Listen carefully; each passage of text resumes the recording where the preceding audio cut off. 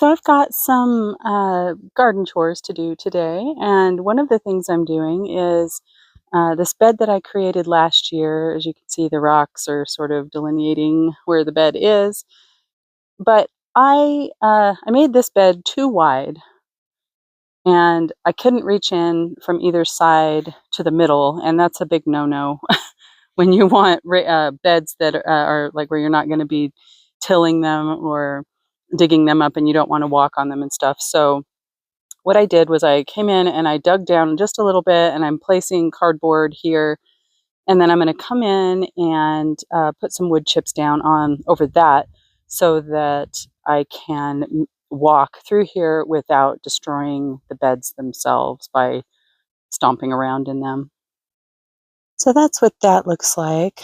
I mounded it up quite a bit over and above what the level of soil is, because this will settle as I walk on it. It'll get tramped down, and rain and water from watering and stuff will also make it settle down. So it will eventually be the same level as the rest of the soil.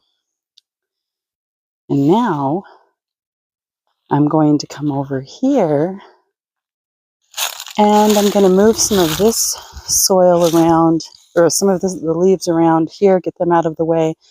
And I'm going to sow some radish and turnips over here. It's really nice today. It's perfect temperature to get some of this stuff done. Now that I have my rows in place, I'm just going to plant the things down in the furrows that I want to go in. I went ahead and left the leaves in between the rows so that I will have a little bit of mulch down just for, to help protect against evaporation and things like that.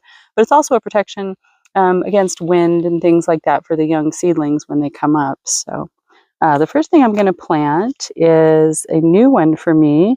It's called white egg turnip that I got from M.I. Gardner. I've never tried this turnip before, and they say it's a really nice one. So I'm going to plant these first two rows with that. And on the turnips and on these really small seeds, as you can see, the seeds are pretty small. I don't even bother to cover them up, because once I tamp them down and water them in, that's really all the depth that they need to be planted. So that's what I did with those first two. I just sprinkle them along in the furrows, and then I'll just kind of take my hand and press them into the soil.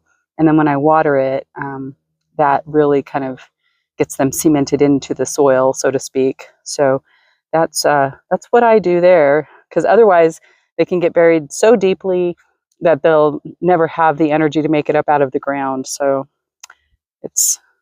and you can start these in trays indoors if you want as a root vegetable.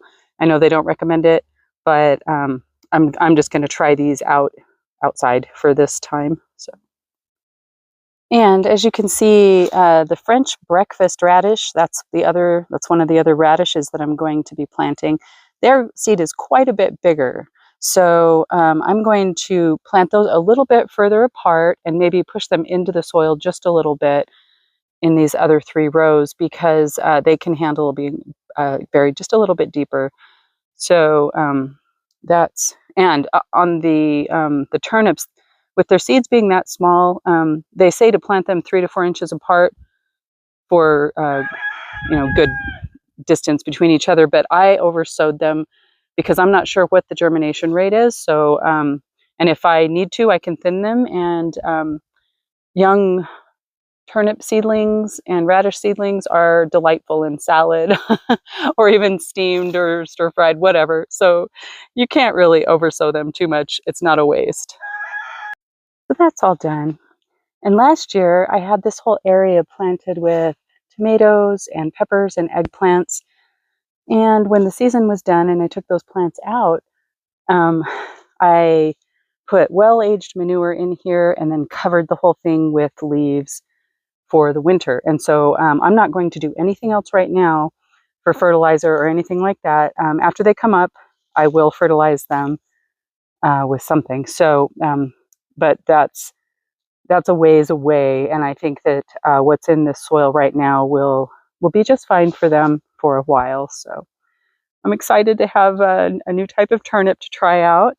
And I love the French breakfast radishes. They're an amazing treat. But I also love this type of radish, which I will also be planting. So I think that's going to have to wait a little bit longer before I plant those. But yeah, I love those too. So yeah, here's this part of my garden chores done for the day.